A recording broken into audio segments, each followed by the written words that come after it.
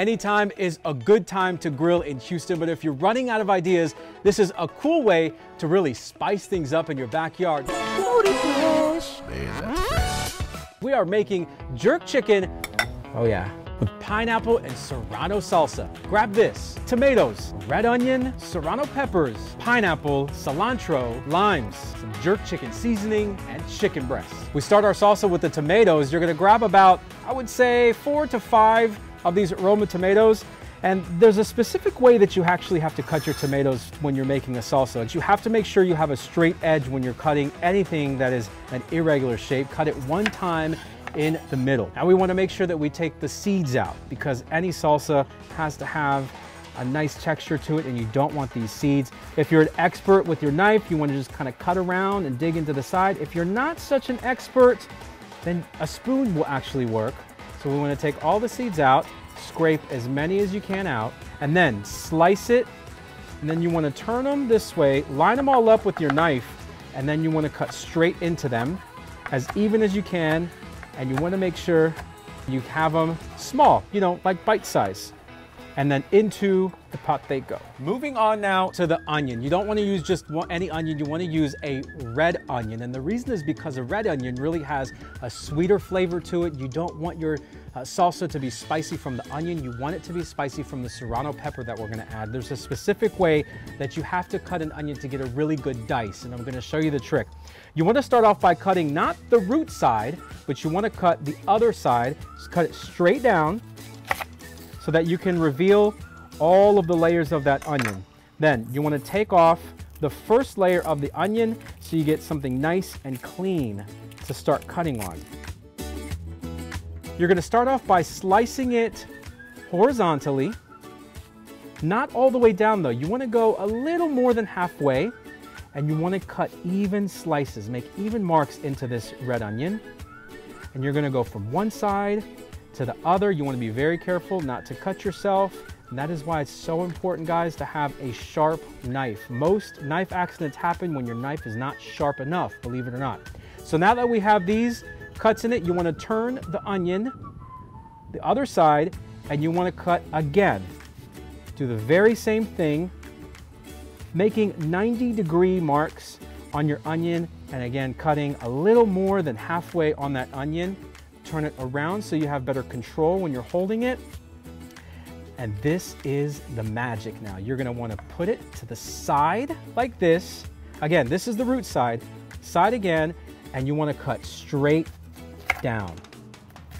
You wanna hold every single layer of that onion with the rest of your hand, and you cut straight down to reveal the small chops. And take a look at that. Look how finely chopped that is. A nice little trick you can use.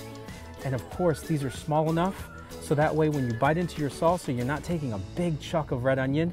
Add it into your salsa with your tomatoes. And now we are gonna move on to our serrano peppers. This is what's really gonna give your salsa that really fiery kick. The thinner you can get these, the better. Carefully cut down the middle of the serrano like that, and you half it, and then you can start small chopping it. That'll give you smaller bites whenever you dig in to this salsa.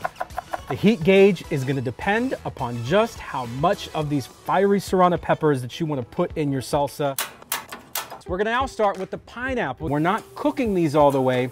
We're just adding that smoky grilled flavor to them. When you grill the pineapples, it kind of brings out the sugar in the pineapple, so it kind of has a little caramel taste. We don't want to cook them too much because then it's going to be far too sweet. You still want some of that acidity in your pineapples, and this pineapple is spectacular.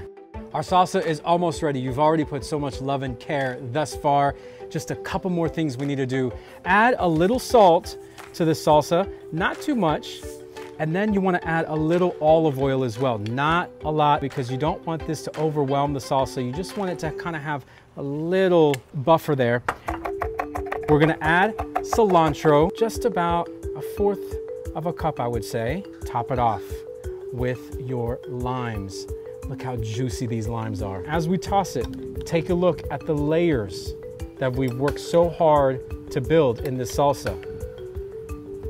We're want to make sure you get it nice and even so that your guests get a piece of pineapple, a piece of that serrano, some of that onion, and the cilantro, of course. Into the fridge it goes as we start to prepare our jerk chicken. This jerk seasoning is really gonna go great with our salsa. It's okay if you are generous with this. We're ready for the grill. It's nice and hot. Chicken goes right on the hottest part here. Slow and steady is the key for chicken breasts. If you do want to cut these in half, you certainly can. That will reduce your cooking time, your grill time. That also might be beneficial for you, but be careful because they can get really, really dry if you do it that way. You have to be right on top of them. I think it's about time. Put your finger on it, see if it bounces right back. And it does. That means that it's cooked. We're going to go ahead and take this off the grill. And our last one. This is an important part now. You want to make sure that your chicken has a time to rest. We don't want to cut into the chicken right now because what that's going to do is all the juices are going to come out. We want those juices to kind of stay in there, marinate just a little bit more. Your chicken will continue to cook. It's called carryover cooking. Even if it's off the grill, it's still hot, it's still cooking on the inside. Give it a chance and then it's going to be ready to be cut. Resting time is over. It's time to now cut it. We're going to cut against the grain. Start from the back side here, and you want to cut down into that chicken, and you want to keep slicing it. Don't be afraid to use your fingers in this. If it's too hot, you might want to grab a little towel or a napkin, protect your hands. But this one is actually pretty good. I've let it cool down for just a little bit, and we're going to cut it into these little medallions. It's time to plate. Take about 2 or 3 of these chicken medallions, plate it down, and then here comes the best part. That pineapple serrano salsa, we're gonna just top it off just like that on top of our jerk chicken. It's colorful, it's tasty, it's fresh, and it is going to wow your guests this summer. Here we go, the finale. Let's see how this jerk chicken with pineapple and serrano salsa came out. It looks absolutely incredible. Let's see how it tastes.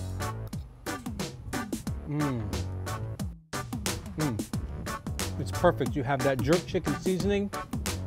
You have that, ooh, I just felt it, that spicy serrano in there. And you have the nice taste, cool taste of that pineapple. It's so refreshing, and a little acidity from that tomato as well. This is going to wow your guests, I promise you. Add a little more serrano. If you don't like the serrano, add some habaneros if you want to kick it up a notch. Guys, I hope you like it, and make sure that you keep it simple and Foti fresh.